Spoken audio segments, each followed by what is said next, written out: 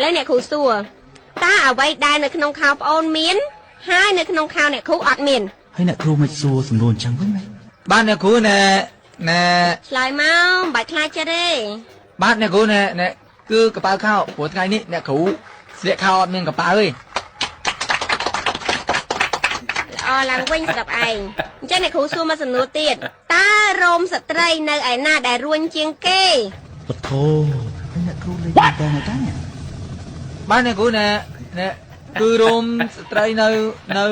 នៅណាឆ្លើយភ្លាមបើឯងមិនហ៊ានឆ្លើយទេអ្នកគ្រូឲ្យធ្លាក់ឥឡូវហ្នឹង បាទអ្នកគ្រូគឺរោមស្ត្រីនៅទ្វីបអាហ្វ្រិក ឥឡូវអ្នកគ្រូសួរមកសំណួរទៀតតើនៅកណ្ដាលជើងអ្នកគ្រូមានអ្វីឆ្លើយស្ដក ណែស្ដុកឯងបាច់ឆ្លើយក៏បានដែរ មិនបានស្ដកត្រូវតែឆ្លើយភ្លាម បាទនៅកណ្ដាលជើងអ្នកគ្រូគឺក្បាលជង្គង់ ឥឡូវអ្នកគ្រូសួរមួយសំណួរទៀតនៅក្នុងខ្លួនអ្នកគ្រូតើអ្វីដែលសើមរាល់ថ្ងៃជាប់ជានិច្ចអត់មានជ្រួញចើមអីទេស្ដក បាទអ្នកគ្រូគឺដាត